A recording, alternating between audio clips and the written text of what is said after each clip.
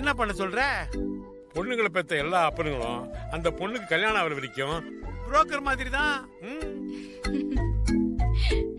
என்னங்க சொல்றீங்க?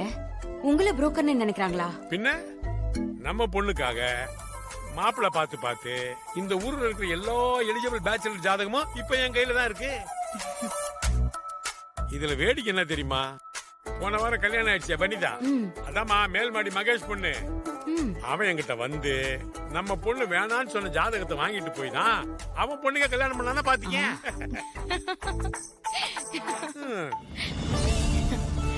அப்பா, என்னோட பேஷன் என்னன்னு தெரிஞ்சும் எதுக்கு நீங்க இவ்ளோ கஷ்டப்படணும்? நான் தான் வேண்டான்னு சொல்லிட்டேன்ல. நீங்க திரும்ப திரும்ப ஜாதகத்தை கொண்டு வரீங்க. அதனாலதான்ப்பா உங்க மேல கோவமா வருது. என்னடி பெரிய பேஷன்? இன்னும் எவ்வளவு நாளைக்கு தான் கல்யாணம் வேண்டான்னு தட்டி கழிச்சுக்கிட்டே இருப்ப? நல்லா கேளுமா. மா ப்ளீஸ், ரெண்டு பேரும் கொஞ்சமாவது என்ன அண்டர்ஸ்டாண்ட் பண்ணிக்கோங்க. எனக்கு என் கல்யாணத்தை விட என் கெரியர் தான் முக்கியம். எனக்கு சொந்தமா ஒரு கிளினிக் வச்சு வர பிரெக்னன்ட் லேடிஸ்க்கு ரிஸ்கே இல்லாம டெலிவரி பார்க்கணும். அந்த குழந்தைய கையில வாங்கும் போது அந்த எமோஷனல் கனெக்ட் அத வார்த்தையால சொல்ல முடியாதுமா. பணம் இல்லாத மக்களுக்கு ஃப்ரீயா டெலிவரி பார்த்து ஒரு நல்ல சோஷியல் சர்வீஸ் பண்ணணும்.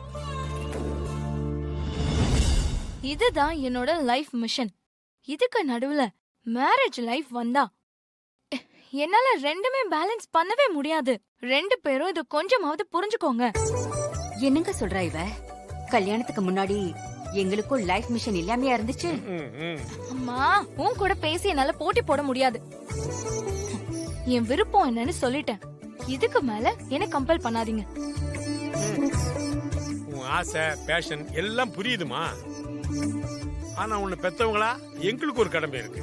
அதை நாங்க காலங்காலத்தை செய்ய வேண்டாமா?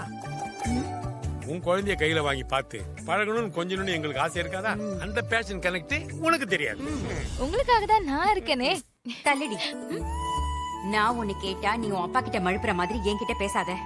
இந்த போட்டோல இருக்கிற யாரையாவது ஒருத்தரை செலக்ட் பண்ண முடியாதுமா. ஏய், முடியாதா? உன்னை ஒரு நிமிஷமா போன் வருதுல்ல, பாருங்க. சொல்லுங்க டாக்டர். யாழினி, ரொம்ப எமர்ஜென்சி கேஸ். டெலிவரி டைம்ல குழந்தை கழுத்துல தொப்புள் கொடி நல்லா சுத்திக்குச்சு. நார்மல் டெலிவரியும் ஆகல. கடைசியில சி செக்ஷன் தான் பண்ணணும். ஆனா அதுவும் ரிஸ்கா இருக்கு. சிச்சுவேஷன் ரொம்ப கிரிட்டிக்கலா இருக்கு. நீ உடனே கொஞ்சம் கிளம்பி வரியா? என்னது? தொப்புள் கொடி சுத்தி இருக்கா? ஆமா யாழினி.